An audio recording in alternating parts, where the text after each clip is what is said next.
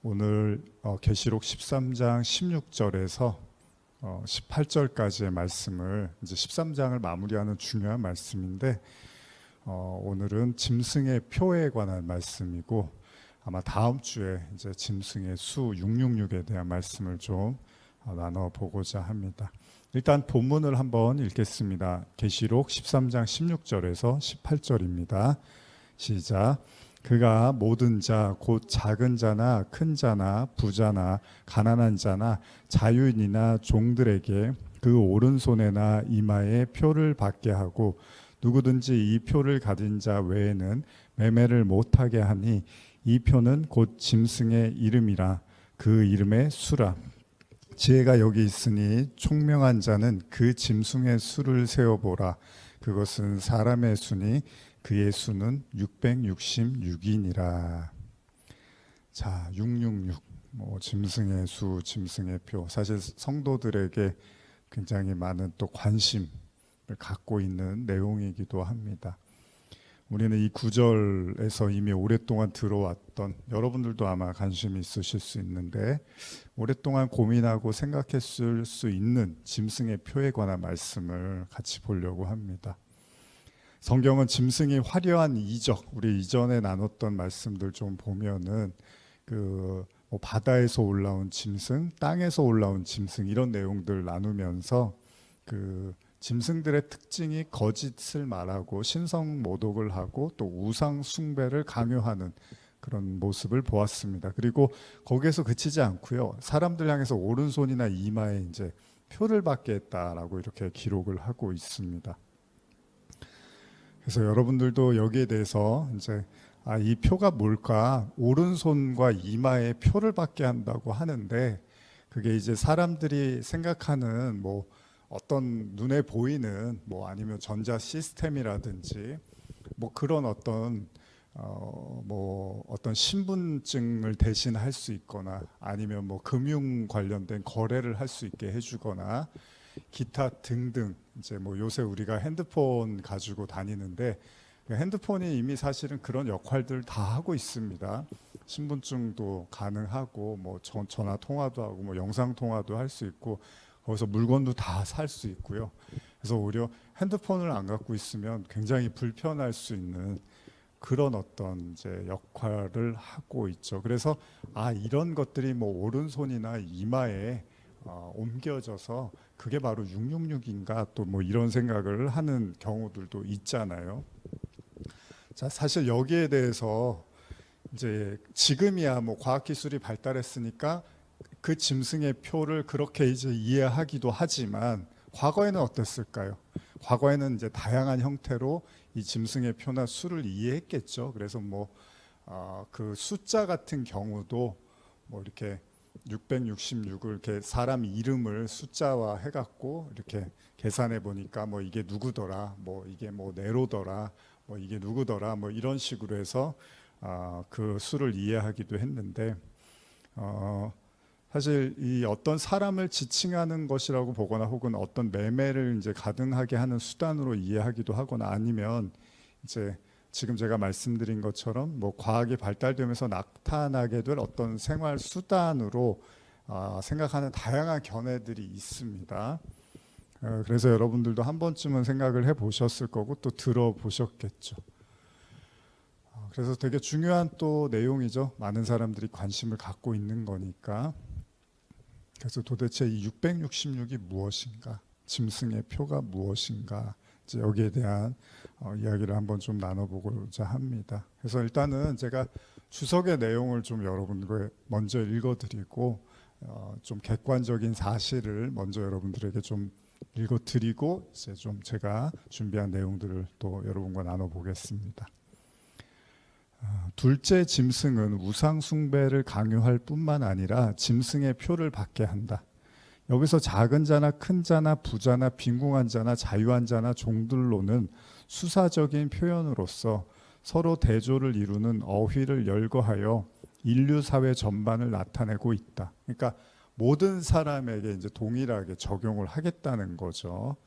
한편 표에 해당하는 헬라어 카리그마는 문서상의 공식적 증거물로 남는 명각이나 뱀에 물린 상처, 황제의 날인 또는 주인이 소유권을 나타내기 위하여 짐승이나 노예에게 찍는 낙인 등을 가리킬 때 쓰는 단어이다. 그런데 이제 계속 읽어드릴게요. 표는 본서에서 두 가지로 대별된다.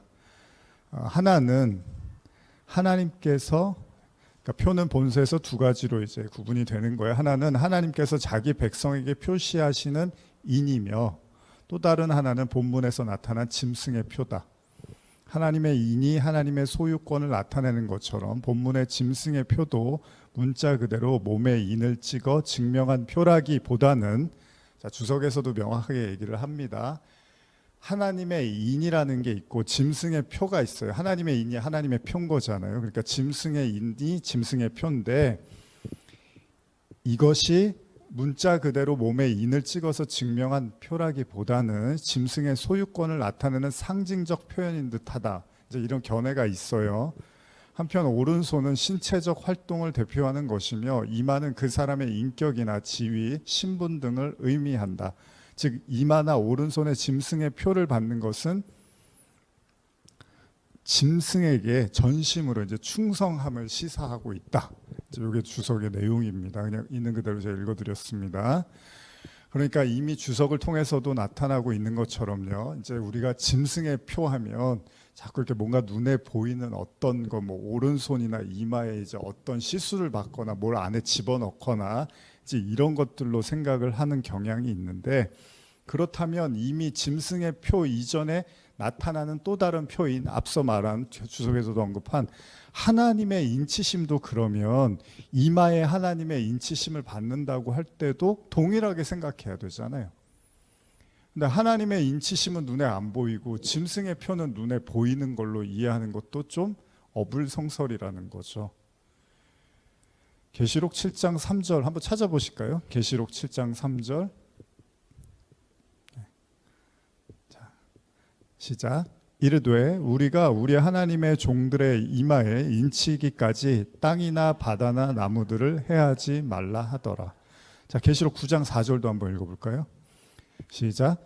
그들에게 이르시되 땅의 풀이나 푸른 것이나 각종 수목은 해하지 말고 오직 이마에 하나님의 인침을 받지 아니한 사람들만 해하라 하시더라. 자, 여기도 지금 하나님의 인치심 그 내용들이 이제 나오고 있는데, 근데 하나님의 인치심은 우리가 앞서서도 여러 차례 언급했지만 하나님의 인치심이 뭐라고요? 뭐의 인치심이요? 성령의 인치심을 상징하고 있습니다. 그러니까 성령의 도장을 받은 거예요. 그러니까 성령이 내주하신다라고 보는 거죠. 성령 세례라고도 표현을 하는데, 그렇다면 여기서 말하는 이마는 진짜 이마에 어떤 자국을 나타낸다는 이야기가 아니라, 아까 주석에 뭐라 했어요? 고대 사회에서 이마가 가졌던 상징적 의미가 뭐라고요? 인격이나 지위, 신분 등을 나타낼 때 이마를 썼다 그러죠. 그러면 하나님이 이마에 인치셨다는 건 이제 그 사람이 하나님의 소유가 됐다, 하나님의 백성이 됐다라는 그 지위를 확보했다는 얘기를 하고 있는 거죠. 자, 그렇다면 짐승의 표도 오른손이나 어떤 그 이마에 신체적 표를 받는다는 것이 아니라, 이제 같은 맥락으로 이해하면 인격이나 지위, 신분 등을 상징하는 이마와 어울러서 오른손 또한, 자, 이마는 그렇다 그랬어요. 이마는 인격이나 지위나 신분이라면 오른손은 뭘까요? 이마와 오른손이 나오는데, 이 오른손에 대해서 예전에 저도 이제 여러분들에게 설교를 산상수 나누면서도 했었는데, 산상수훈에서 예수님이 다루고 있었던, 예를 들면 오른 눈을 빼거나 뭐 오른 손을 빼거나 뭐 이런 내용이 나오죠. 천국에 가려면 너희가 오른 눈을 빼거나 뭐 오른 팔을 자르거나 해서 천국에 가는 게 낫다, 뭐 이런 얘기가 나오죠. 그게 뭐냐면 스스로가 옳다고 여기는 생각이나 행동으로 우리가 이해할 수 있다는 거죠. 그러니까 이마와 오른손, 오른팔 뭐 이렇게 할 때 그 오른손의 의미가 그 스스로가 이것이 맞다라고 여기는 것, 그런 것. 그러니까 예수님도 예를 들면 심판을 언급하실 때 뭐라 그러죠? 양은 오른편에, 염소는 왼편에라는 말씀을 하십니다. 그러니까 또 예수님을 우리가 설명할 때 예수님은 하나님의 오른편에 앉아 계시다 그러죠. 사실은 뭐 하나님한테 오른쪽 왼쪽이 어디 있습니까? 방향 자체는 그냥 우리를 기준으로 해서 삼는 거지 하나님한테 그런 동서남북의 개념이 의미가 없습니다. 그러니까 여기서 오른쪽이라는 건 이제 옳다라는 거고 왼쪽이라는 건 옳지 않다라고 이해할 수 있다는 거예요. 다시 말하면 짐승에게 경배하는 자는 이미 제가 나눈 것처럼 진짜 하나님을 목적으로 하지 않은 신앙이라는 거죠. 그러니까 그리스도의 십자가와 진리가 신앙의 목적이 아니라 뭐 여러 차례 말씀드렸지만 땅을 목적 삼아 이적을 추구하며 어린 양의 흉내를 내는 그 짐승의 거짓 가르침에 현혹된 자들, 그들의 신분과 지위가 하늘의 존재가 아니라 땅의 존재로서 그들은 자신들의 행하는 신앙이 옳다고 굳건히 믿는 그 오른손을 가지고 예배를 드리겠지만 사실은 그 오른손, 그 이마가 짐승의 표를 받은 자들이라는 거죠. 그리고 17절의 말씀처럼 이러한 짐승의 거짓 가르침에 취한 자들은 서로 뭐 한다 그러죠? 매매한다 그러죠. 통한다라는 거예요. 그러니까 여러 가지 의미로 볼 수 있는데 이건 뭐냐면 진리가 구원으로 향하는 길이 되는 게 아니라 하나님의 진리를 혼잡스럽게 만들어서요. 사고 파는 어떤 물질적 욕망의 수단으로 전략시킬 거라는 거예요. 그 우리 사도행전 5장에 가끔 제가 아나니아와 삽비라 이야기 나누면서 그 교회에다가 땅을 이제 팔아서 바치려고 하는데 그 땅값의 일부를 이제 숨기잖아요. 근데 아나니아와 삽비라가 베드로한테 이제 걸려갖고 너희가 마귀가 충만하다, 성령을 속였다 그러면서 그 자리에서 이제 죽음을 당하게 됩니다. 그런데 그때 이 사람들이 이제 사실은 크게 잘못한 게 아닌데 어쨌든 간에 하나님 앞에서 이제 속였어요. 사람들 앞에서 속이는데 그 이유가 뭐냐 하면 굳이 그렇게 하지 않아도 되는데 이제 사람들의 환심을 사고 사람들에게 인정받고 싶고 뭐 이런 것들이 있었던 거잖아요. 그러니까 그들이 하나님께 드리려고 했던 그 의도가 사실 하나님의 영광이나 정말 교회를 사랑하고 하나님의 영광을 위한 것보다는 자신들의 어떤 그 입지, 자신들의 위치나 신분이나 명예를 위한 방편으로서 예물을 드리려고 하다가 이제 그런 상황에 처하게 된 것이라는 거죠. 무슨 말이냐면 신앙의 요소를 자신을 위한, 자신을 어떻게 보면 우상으로 만들고 자신을 인정받기 위한 하나의 방편으로 전락시키는 것, 이것도 일종의 매매가 될 수 있다는 거죠. 그래서 예수님이 바리새인들, 뭐 서기관들한테 꾸짖으셨던 것이 뭐라 그러죠? 너희들은 이미 너희 상을 다 받았다라는 얘기를 많이 하시죠. 그게 무슨 말입니까?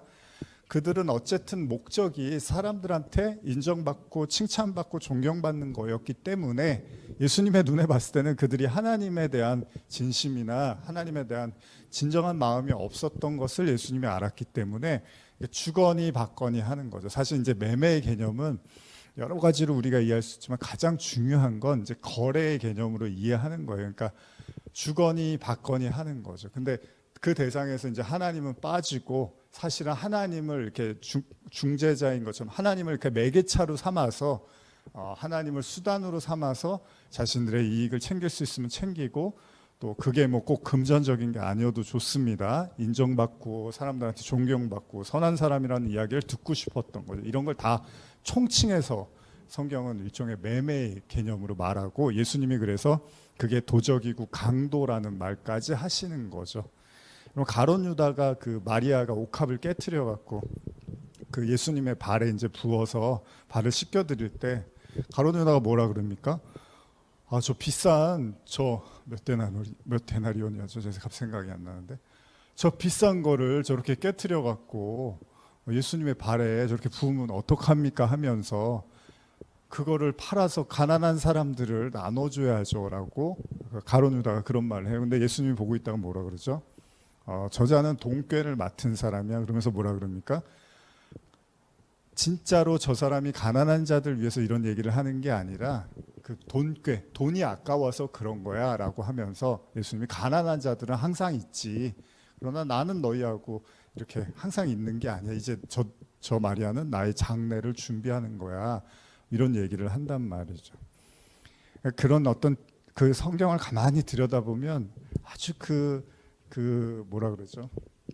아주 그 세미하게 지켜보다 보면 그런 싸움들이, 보이지 않는 싸움들이 존재하고 있는 거예요.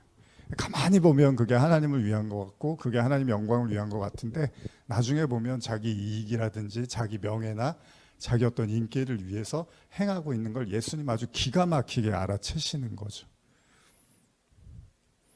로마서 1장 20절에서 23절을 제가 현대어 성경으로 한번 읽어드릴게요. 세상이 창조된 이래 인간들은 땅과 하늘과 하나님이 만드신 모든 것을 보고 그분이 어떠한 분이며 또 얼마나 위대하고 능력이 영원한 분인가를 알고 있습니다. 그러므로 심판날에 하나님 앞에 설 때 인간은 변명할 여지가 없는 것입니다. 그렇습니다. 인간은 하나님을 알고 있습니다. 그런데도 인간은 그 사실을 받아들이지 않습니다.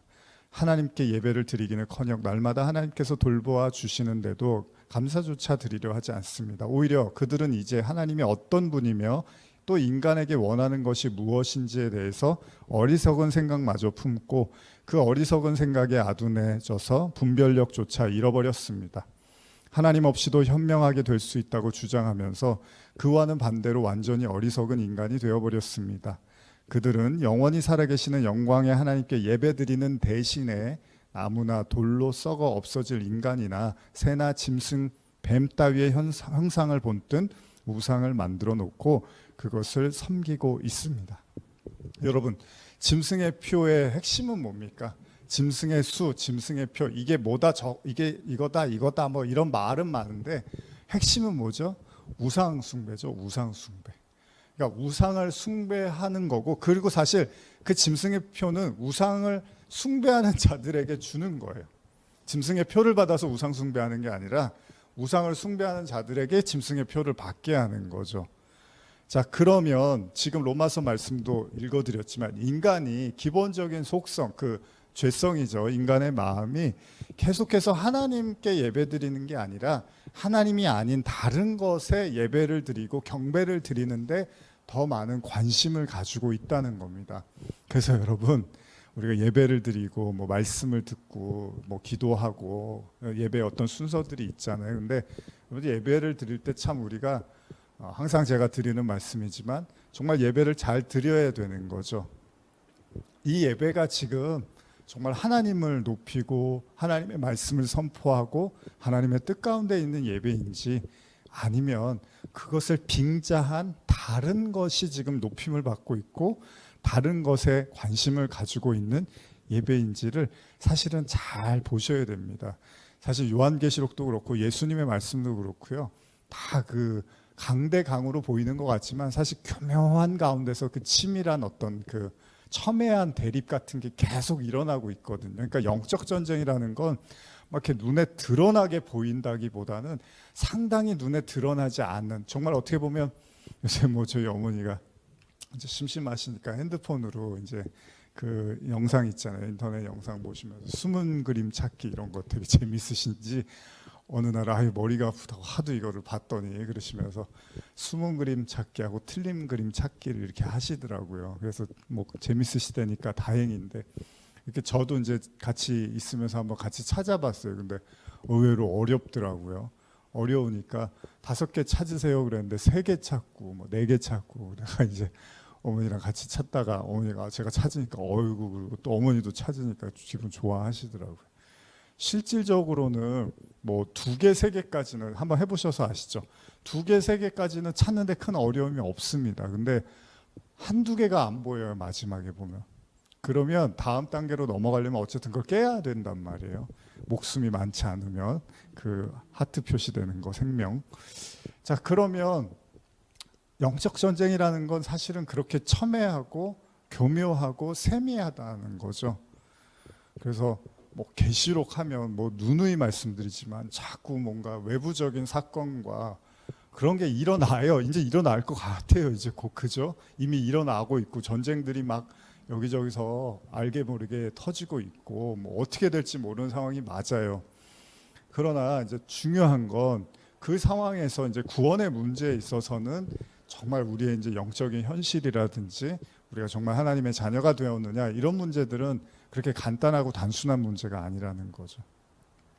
고린도후서 12장 4절, 그 바울의 셋째 하늘, 제가 뭐 종종 여러분들에게 말씀드리지만 오늘도 제가 설교 준비하지만 생각하면서 참 이렇게 반복되는 구절들이 있고 내용들이 있어요. 근데 여러분들이 들으실 때 제가 똑같이 얘기하지는 않을 거예요. 아마 거기에서 한 걸음 더 나아가서 얘기한다거나 좀 다른 방향에서 얘기를 한다거나 해요. 근데 중요한 건 사실은 여러분들의 이것들을 이해하고 받아들이는 데는 반복이 사실은 많이 필요하거든요. 근데 그렇다고 여러분들이 막 설교를 여러 번 듣고 막 그러기가 쉽지가 않습니다. 그런 분도 계시겠지만 그렇기 때문에 이제 제가 같은 예화나 같은 구절이나 이런 것들을 반복할 때 여러분들이 또 나오네 뭐 이렇게 듣지 마시고, 아직 여러분들이 완전히 소화하지 못했다면 귀담아 들으시고 한 번 더 곱씹으시고, 또 제가 다른 방식이나 아니면 좀 더 나아가서 설명하는 부분들이 있으니까 거기에도 생각해 보실 필요가 있습니다.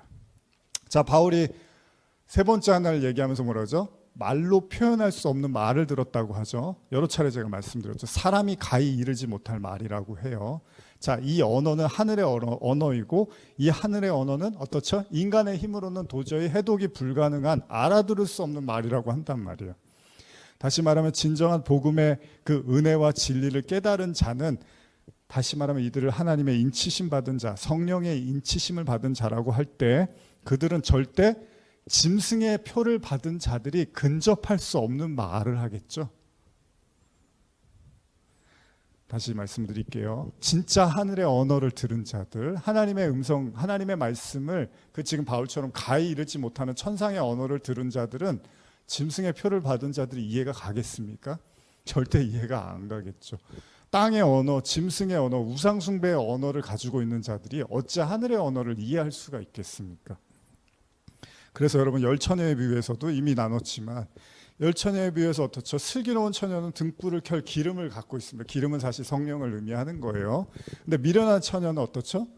등불을 이제 켜려고 하니까 기름이 떨어졌어요. 그래서 어떻게 해요? 사서 이제 채우려고 하죠. 이 산다라는 게 이제 매매의 개념으로 제가 말씀드리려고 하는 거예요. 다시 말하면 이 미련한 처녀는 기름을 사올 수 있는 걸로 이해하고 있는 거예요. 근데 슬기로운 처녀는 그걸 산다는 얘기가 없어요. 그냥 기름을 가지고 있어요. 그래서 결국 신랑을 이렇게 맞이하게 되죠. 무슨 말이냐면 거짓된 가르침, 거짓 선지자들은요 끊임없이 이 말씀을요 신앙, 아까 이익의 수단으로 한다 그랬죠. 그러니까 뭔가 사고 파는 개념으로 이해할 거라는 거예요. 돈을 얼마큼 헌금하세요? 낳고 싶어요? 뭐 어떻게 잘 되고 싶으세요? 하나님께 많이 드리세요. 물론 뭐 헌금을 많이 할 수도 있고 마음에 닿으면 그럴 수 있습니다. 근데 예수님이 여러분 병 고치면서 너 얼마 있냐? 너 얼마 내놓을 수 있냐? 그런 거 보셨나요? 다른 거 몰라도 뭐 돈 물어보고 너 돈 얼마 있는데 낳고 싶어? 그거 나한테 헌금하면 내가 고쳐줄게. 예수님도 그런 얘기를 안 하셨어요.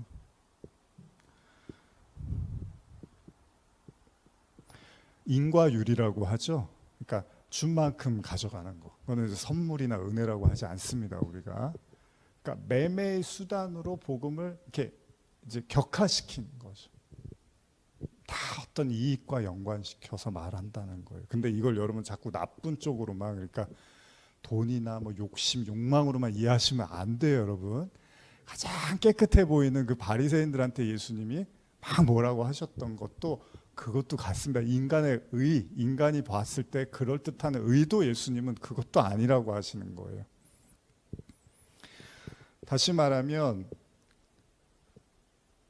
거짓 가르침에 빠져든 자들은 그 가르침에 취해서 하늘의 언어, 은혜의 언어를 배우는 것이 어렵습니다. 알아듣지도 못하고. 그래서 사도 바울이 다메섹 도상에서 하나님의 빛을 보기 전까지는 전혀 그리스도의 십자가나 은혜를 이해를 못했잖아요. 단 하나도 이해를 못했죠. 그저 박해하고 핍박하고 하나님의 영광이 이거라고 생각을 했던 거잖아요. 그러니까 세상의 가르침과 복음을 혼합시켜서 거짓된 복음으로 혹세무민을 하는 거예요. 사람들을 계속해서 거짓으로 만들어 가는 거죠. 마태복음 23장 13절에서 15절 제가 읽어드릴게요. 화이시설진저 외식하는 서기관들과 바리새인들이여, 너희는 천국문을 사람들 앞에서 닫고 너희도 들어가지 않고 들어가려 하는 자도 들어가지 못하게 하는도다. 많이 읽어드렸죠. 화 있을진저 외식하는 서기관들아 바리새인들이여 너희는 교인한 사람을 얻기 위하여 바다와 육지를 두루 다니다가 생기면 너희보다 배나 더 지옥 자식이 되게 하는도다. 이게 지금 예수님이 서기관들과 바리새인들한테 하신 말씀이라는 거예요. 이 사람들이 뭘 잘못한 게 아니에요. 무슨 뭐 지금처럼 오늘날 목회자들이 막 문제가 많이 터져갖고 이런저런 이슈나 뉴스들이 나오잖아요. 근데 이 사람들이 그런 어떤 구설수에 올라서 예수님이 그들에게 뭐라고 하신 게 아니라고요. 정상적으로 신앙생활을 열심히 하고 있었는데 그 무슨 사건 사고를 일으켜서 예수님이 가서 꾸짖으신 게 아니라 열심히 최선을 다해서 유대인으로서 종교 생활을 하고 있었는데 지금 배나 더 지옥 자식을 만든다는 얘기를 했다는 거예요. 그러니까 이런 부분에서 좀 사람들이 귀를 좀 귀담아 들었으면 좋겠어요. 아무리 제가 이제 뭐 인터넷으로 설교를 하고 하지만 이게 공감이 잘 안 가시는 것 같아요. 많은 분들. 이게 무슨 얘기지? 왜 이런 말씀을 하실까요? 이렇게까지 과격한 말씀을 하실까요? 이게 종교 지도자들이 결국 오히려 더 타락을 시킨다는 거잖아요. 근데 예수님이 요한복음 8장도 가늠하다가 현장에 붙잡힌 여인 왔을 때 예수님이 어떻게 해야 돼요? 율법에 의하면 돌로 쳐 죽여야 되는데 예수님이 오히려 율법을 거스르면서 용서를 해주고 보내준단 말이에요. 그러면은 예수님이 오히려 말씀을 안 지키는 거고 사실은 돌을 들어서 던져서 죽이는 게 사실 문제가 될 게 없었던 거예요. 구약의 율법상으로는. 그런데 그런 예수가 오히려 그 서기관들과 바리새인들의 열심을 가지고 지금 배나 더 지옥 자식을 만든다고 하는 건 이거는 아주 그들의 믿음과 신앙을 이렇게 흔들어 버리는 거잖아요. 계속 한번 읽어드릴게요. 이번에 현대어로 마태복음 23장 18절에서 21절입니다. 또 너희는 제단을 두고 한 맹세는 지키지도 않아도 그만이지만 그 제단 위에 있는 제물을 두고 한 맹세는 반드시 지켜야 한다고 하다니 이 눈먼 자들아 어느 것이 더 중하냐 제물이냐 그렇지 않으면 제물을 거룩하게 하는 제단이냐 너희가 제단을 두고 한 맹세는 제단뿐만 아니라 그 위에 있는 모든 것을 두고 한 맹세이고 또 너희가 성전을 두고 한 맹세는 성전뿐만 아니라 그 안에 계신 분을 두고 한 맹세가 아니냐. 가장 쉽게 이 말씀을 생각해 보면 이런 거예요. 종교 지도자들이 제단보다 제물을 중시했고 하나님보다 성전을 더 중시했잖아요. 성전에서도 예수님이 성전 정화 사건에서 아주 화를 내시는 거잖아요. 너희들 성전에서 뭐 하는 거야? 아버지의 집을 장사하는 집으로 여기서도 이제 매매가 나오는 거죠. 그러니까 예수님이 봤을 때는 이게 다 뭔가 매매, 장사, 도적, 뭐 강도의 구렬 이렇게 보였다는 거잖아요. 당시의 신앙이.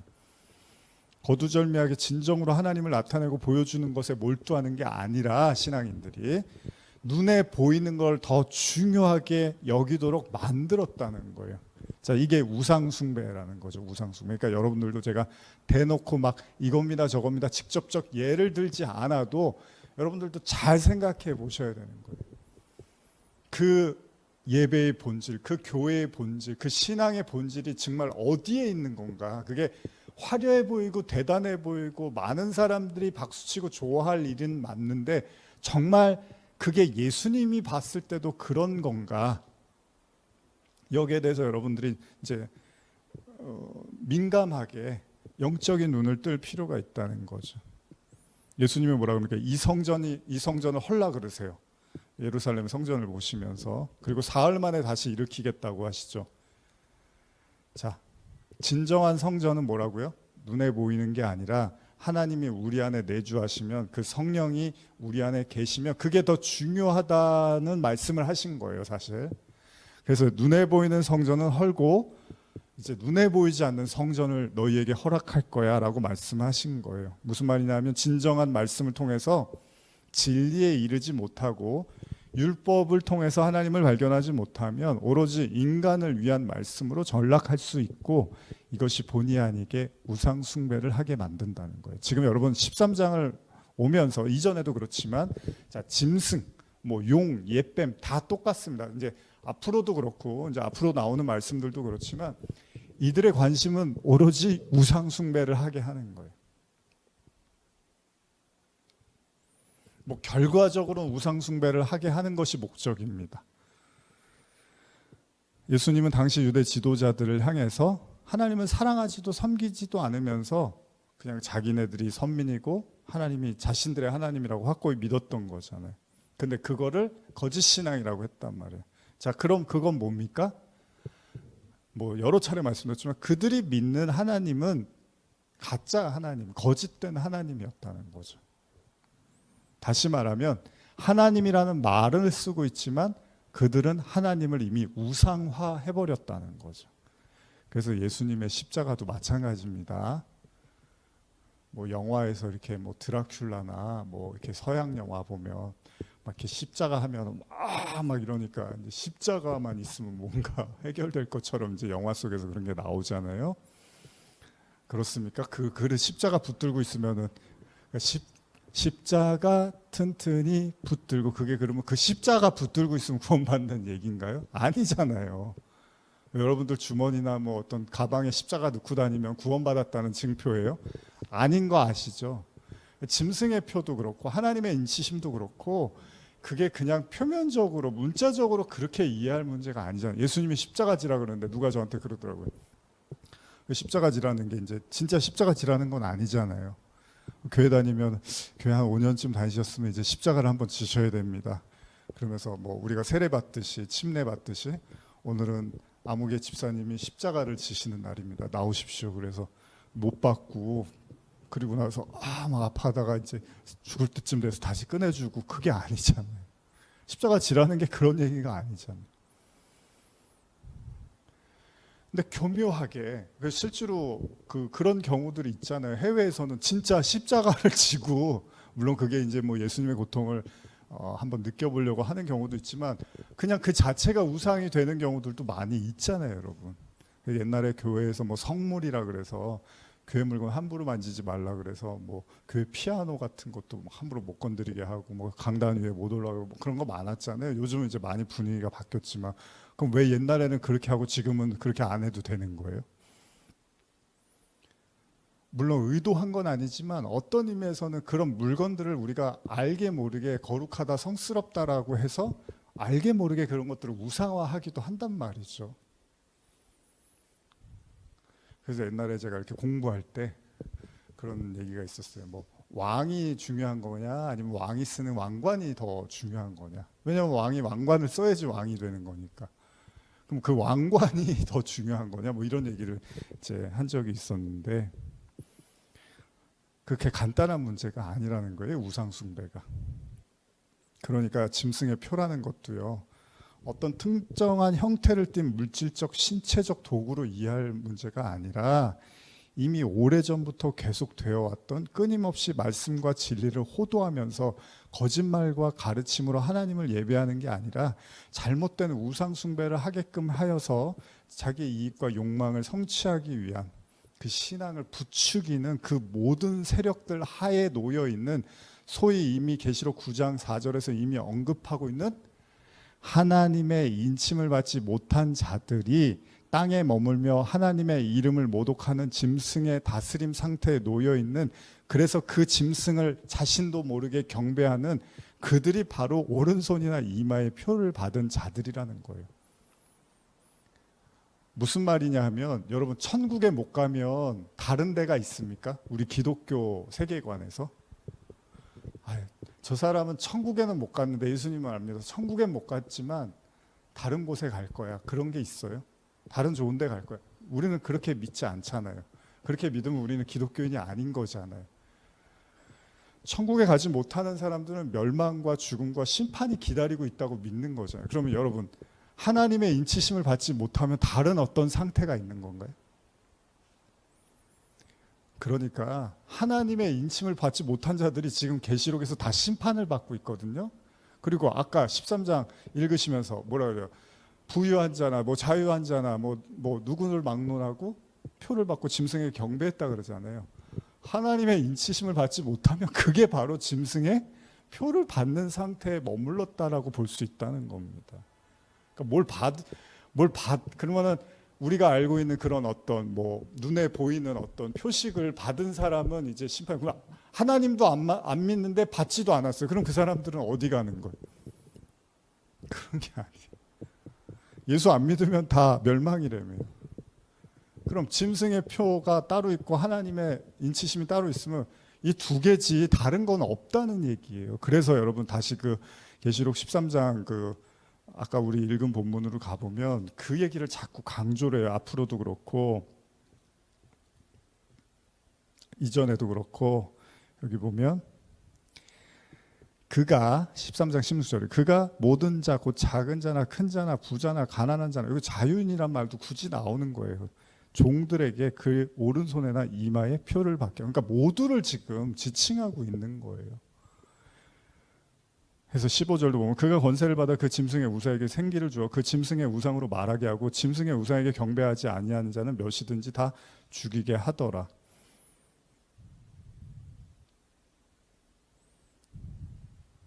누구든지 이 표를 가진 자 외에는 매매를 못하게 하니 이 표는 곧 짐승의 이름이나 그 이름의 수라. 그래서 여기서 매매도 이제 물건을 못 산다, 뭐 어떤 그런 표를 받지 못하면 경제 생활을 하기 어렵다. 물론 이 당시에도 그 뭐라고 그러죠? 상업이 이제 그 계시록의 교회들 보면은 이제 그 상업이 번창해 갖고 돈을 벌고 하는 데 있어서, 근데 예수를 믿었다는 이유 때문에 그들의 어떤 이제 그 조합 같은 거 있잖아요. 근데 거기서 이렇게 외면을 당하고 그래서 경제적으로 어려움을 당하는 경우들이 있었단 말이죠. 근데 그들이 무슨 짐승의 표를 받고 안 받고 이런 얘기가 아니라 그들이 예수 그리스도를 따름으로 말미암아 겪게 되는 이제 고난과 어려움이 그 다른 사람들이 쉽게 할 수 있는 그 매매나 그런 어떤 경제적인 활동을 하기 어려워졌다는 거예요. 예를 들면 우리도 지금은 좀 덜하지만 예전에 주일을 지키기 위해서 회사를 선택하고 할 때 주일날 일하지 않는 그런 회사를 선택하기 위해서 좀 그런 어려움이나 고초를 겪거나 아니면 장사를 해야 되는데 내가 주일을 지키려고 장사를 안 하는 경우들이 많이 있잖아요. 그런 것들도 일종의 이제 어려움들을 당할 수도 있죠. 그러니까 이 매매의 개념도 뭐 그런 이제 경제적인 활동에서의 제약으로도 이해할 수 있지만 사실은 그거보다는 근본적으로 말 자체가 안 통한다는 얘기예요. 하늘의 언어, 그 천상의 언어, 그 복음, 깨달은 복음, 그 언어를 절대 짐승의 표, 그 우상 숭배하는 자들은 이해할 수 없고 이쪽에서 저쪽으로 저쪽에서 이쪽으로 넘어오기가 어렵다는 거예요. 그래서 그 나사로하고 부자와 거지 나사로 비유 아시죠, 여러분? 거기 보시면 어떻죠? 부자하고 나사로가 죽어서 이제 나사로는 이제 그 낙원에 가고 이제 부자는 음부에 빠집니다. 근데 그때 나를 좀 어떻게 살려달라고 부자가 도와달라고 하잖아요. 근데 아브라함의 품에 안겨서 나사로가 있고, 근데 뭐라 그래요? 아브라함이 거기서 여기는 올 수가 없어, 건너올 수가 없어, 이런 얘기를 한단 말이에요. 그게 뭐냐면 그 하늘의 언어, 그 성령의 언어하고 그 세상의 거짓 그 언어, 그 우상 숭배 언어는 이게 통하지가 않아요. 근데 이게 막 잘 통하고 있다는 거는 아직 그 언어가 잘 구분이 안 되고 있다는 거죠. 이 얘기했다가 저 얘기하고 저 얘기했다 이 얘기하고 이것도 맞고 저것도 맞고 이거는 아직 뭔가 명확하지가 않다는 얘기죠.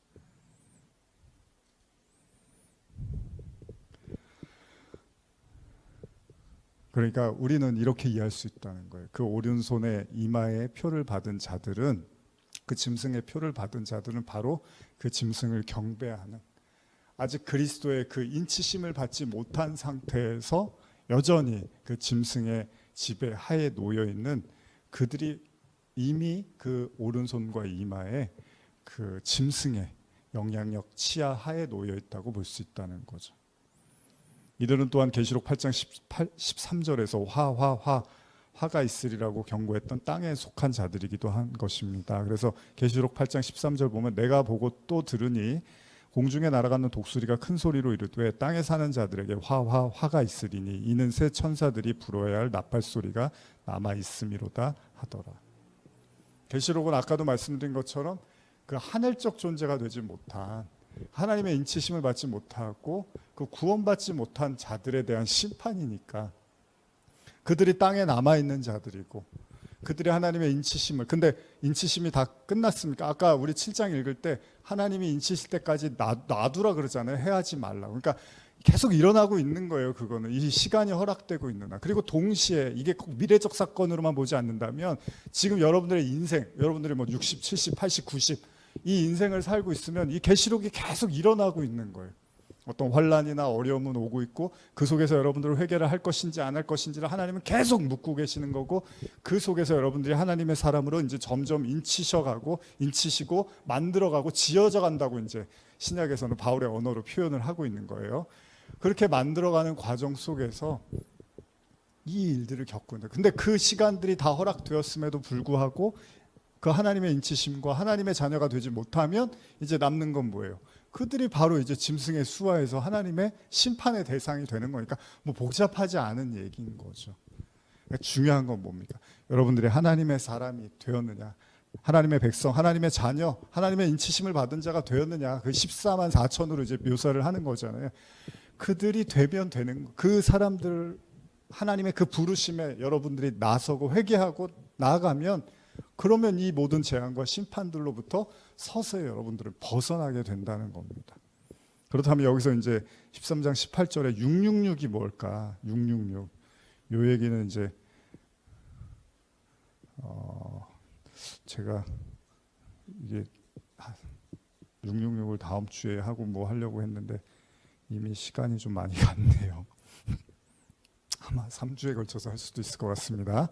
자, 13장 18절 제가 한번 읽어볼게요. 지혜가 여기 있으니 총명하지 않은 그 짐승의 수를 세어보라. 그것은 사람의 수니 그의 수는 666이니라. 666. 이미 우리가 앞서서도 나눴지만요, 하나님의 인침을 받은 자들이 그 이마에 가시적인 어떤 표적이 없었던 것처럼, 표식이 없었던 것처럼 지금 나오고 있는 짐승의 표 역시도 신체적인 어떤 표식이나 자국 등을 의미하는 것이 아니라 고대 사회에서 이마가 가졌던 상징적 의미로서의 인격이나 지위, 신분 등의 개념으로 우리가 이해하는 게 바람직하다고 했습니다. 따라서 짐승에게 우상 숭배를 하고 그 표를 받게 된 자들은 아까도 말했던 것처럼 다른 의미에서 그들은 하나님의 인치심을 받지 못한 자들이고, 그들의 신분이 하늘의 생명책에 기록되지 못한 자들, 즉 땅을 살고 있지만 천국의 시민이 되지 못한 자들, 여전히 땅을 추구하고 있고 땅적 존재로서 세상 왕의 가르침을 따르는 자들을 총칭하는, 즉 원죄를 가진 모든 인간들, 그러나 여전히 어린 양의 피로 속량받지 못해서 땅을 이겨내지 못한 사람들을 의미한다고 볼 수 있다는 겁니다. 그래서 여러분 14장으로 넘어가면요, 14만 4천을 표현할 때 이런 표현이 나와요. 제가 지금 이제 어떤 분들은 하나님의 인치심을 받지 못하면 그게 짐승의 표를 받은 거라고 이제 의아해할 수 있잖아요. 그 내용을 14장을 보시면 조금 더 이해가 가실 거예요. 우리 14장 1절에서 3절 한번 읽어볼까요?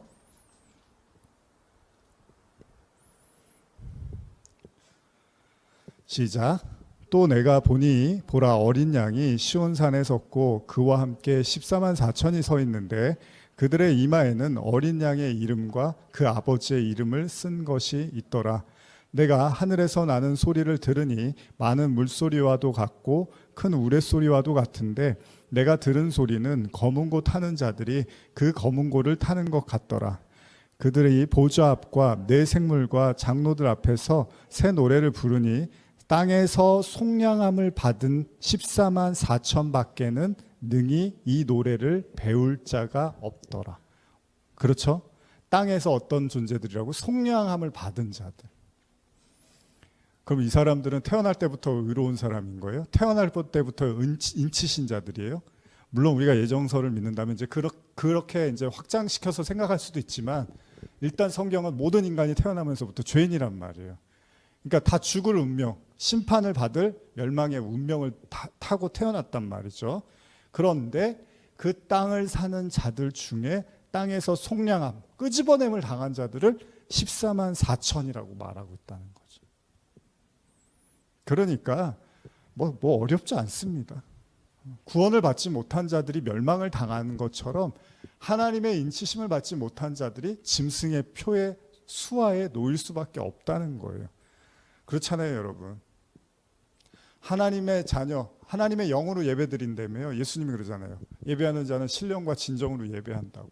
그러니까 그냥 예배할 수가 없다는 거예요. 성령과 진리로 예배를 드릴 수 있다는 거죠. 그러면 그 성령과 진리로 드려지지 않는 예배는 하나님의 그 받으시는 예배가 아니라는 거죠. 그래서 예수님이 마지막 때 내가 하나님께서 예배하는 자들을 찾아. 예배하는 자들은 신령과 진정으로 예배할 거야.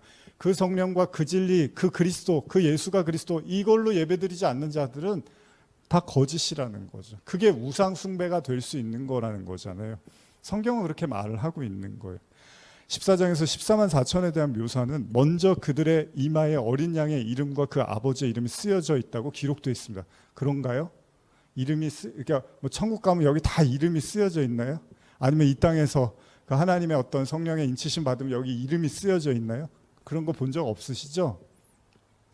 그렇기 때문에 이는 짐승의 표를 받은 자들의 이마에 짐승의 이름이나 수가 적혀 있다. 이것을 그렇게 문자적으로 이해할 필요가 없다는 겁니다.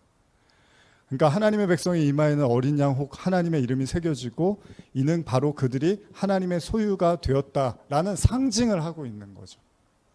그리고 그게 여러분들 마음속에 이제 확증이 되겠죠. 반면에 하나님의 인치심을 받지 못한 자들은 당연히 땅과 세상의 왕을 상징하는 짐승의 소유로서 그 표를 가지게 된다는 겁니다. 여러분, 그 소돔과 고모라 심판을 가만히 생각해 보세요. 거기서 천사들이 이제 아브라함의 중보 때문에 조카 롯이 살아나잖아요. 자, 롯은 우리 이 성경적 관점으로 보면, 계시록으로 보면 롯은 구원받은 사람이에요. 그러면 나머지는 물론 롯과 이제 그 몇몇이 구원을 받지만 나머지는 어떻게 되는 거예요? 거기서 또 가르나요? 얘는 구원은 아니지만 또 멸망도 아니고 그런 거 없어요, 성경. 롯을 꺼내자 나머지는 다 멸망인 거죠. 다 심판인 거예요.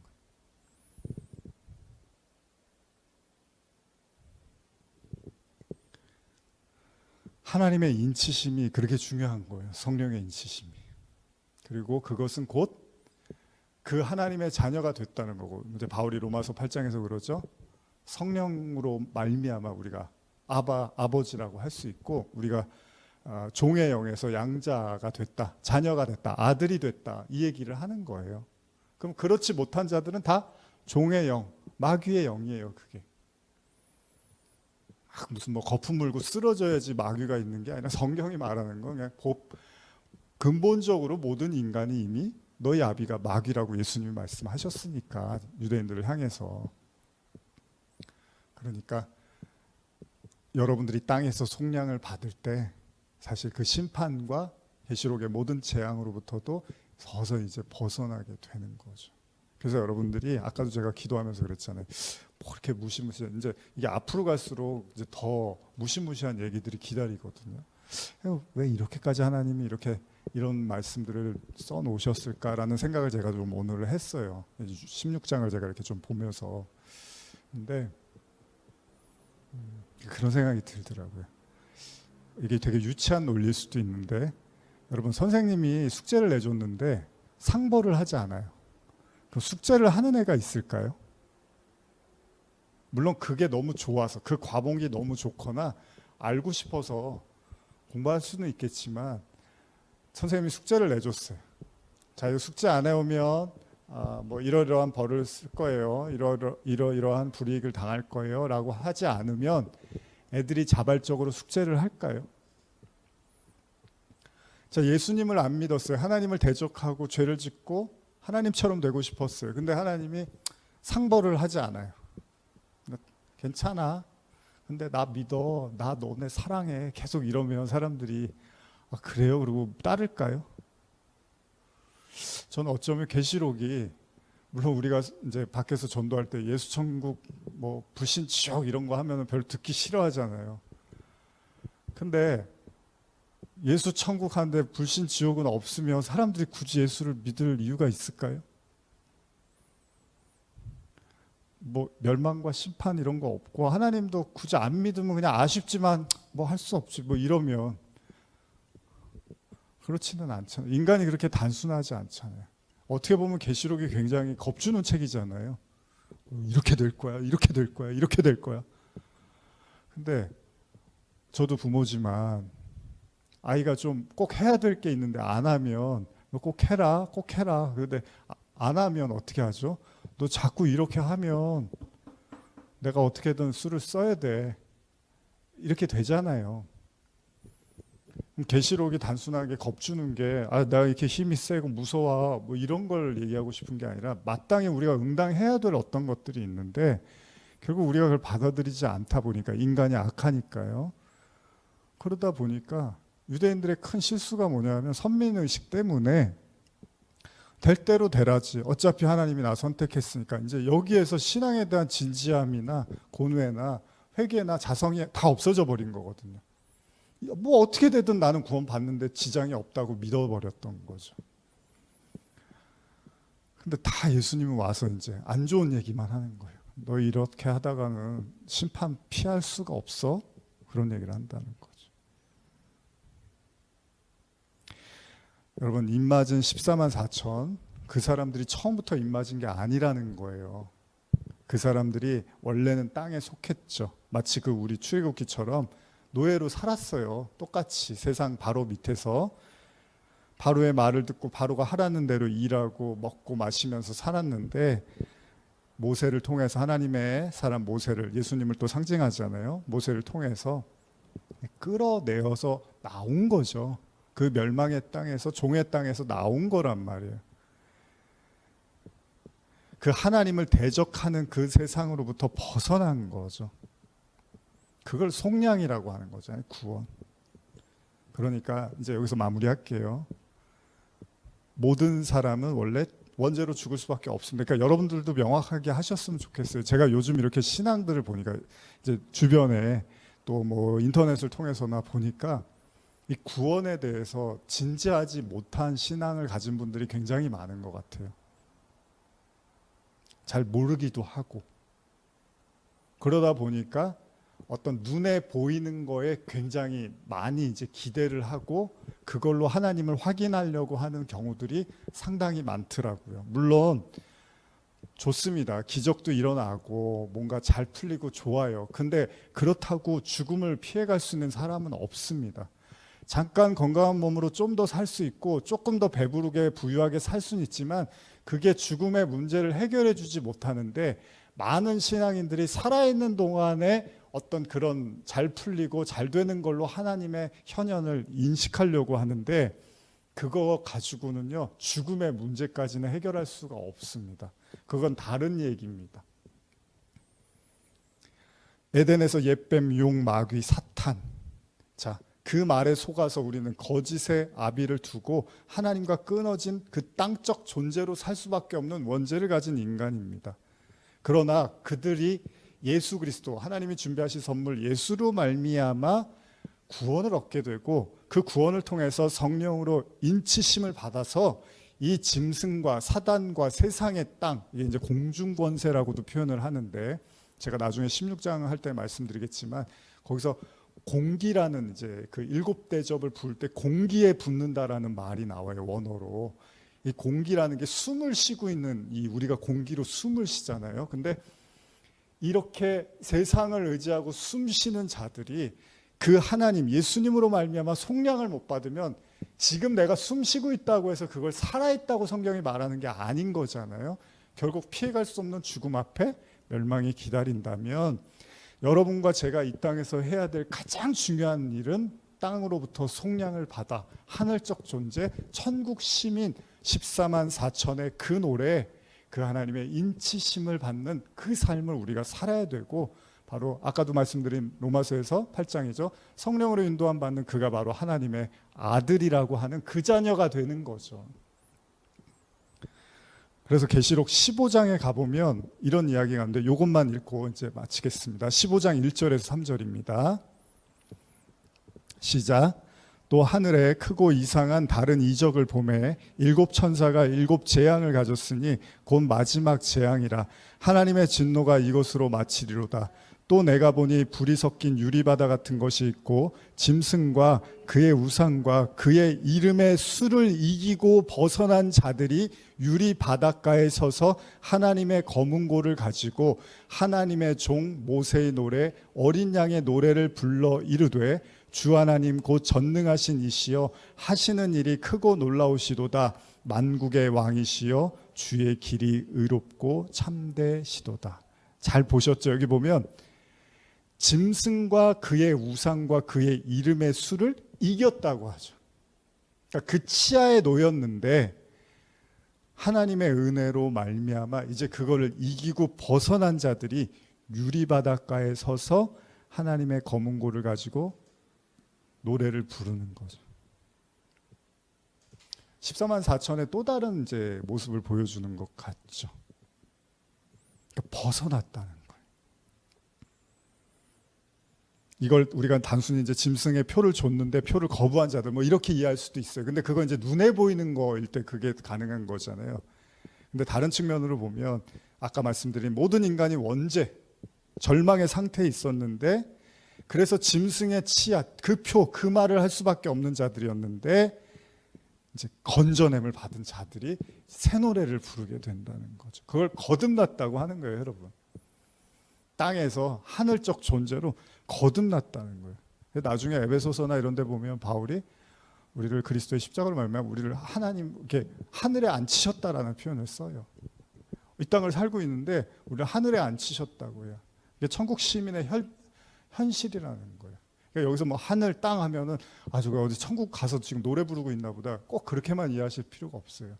이 땅을 살고 있지만 이미 하늘적 존재가 된 자들에 대한 이야기를 그걸 거듭났다라고 한다고 이해할 수 있다는 겁니다. 자, 이제 마무리하겠습니다. 뭐 비슷한 내용이 계속 반복되는 것으로 들릴 수도 있지만 근데 여러분 뭐 그런 것 같아요. 저도 이제 뭐 이제 건강에 좀 더 신경을 써야 되는 뭐 살도 빠지고 그래야 되는데 그러다 보면 제 아내가 저한테 하는 얘기는 매일 비슷해요. 운동 좀 하고 뭐 야채 먹고 뭐 또 잘 챙겨 먹어라 뭐 이런 얘기를 반복하듯이 여러분들도 지금 이 계시록의 말씀들이 뭐 비슷하고 뭐 똑같고 뭐 반복되는 것처럼 들려도요. 우리가 이런 지금 가운데 여정을 걷고 있다면 그리고 이러한 사람으로 우리가 지어져 가고 있다면 지금 이거보다 더 중요한 얘기가 어디 있겠습니까? 다시 한번 오늘 여러분들에게 또 이 말씀들이 또 피와 살이 돼서 이 땅에서 또 하나님의 천국의 시민으로 거듭나고 새로워지고 더 강력한 하나님의 백성이 되는 그 확신 가운데 걸어가기를 축복합니다. 기도하시겠습니다. 하나님 감사합니다. 또 차근차근 계시록 말씀을 우리가 읽어보았습니다. 다 나누지 못했지만 또 다음 주에는 육륜객에 대한 말씀들 더 나눠보려고 하는데 이 말씀들 나누면서 더 하나님의 그 구원을 향한 그 계획들 그리고 우리 자신을 향한 하나님의 이끄심이 선명하고 명확하게 드러나게 하시고 아직 우리에게 시간이 있습니다. 우리에게 주신 기회들이 있습니다. 이 시간들을 때를 아껴서 그 하나님의 자녀로서 백성으로서 거듭나고 잘 살아갈 수 있도록 주님 축복하여 주시옵소서. 감사드리며 예수님의 이름으로 기도합니다. 아멘.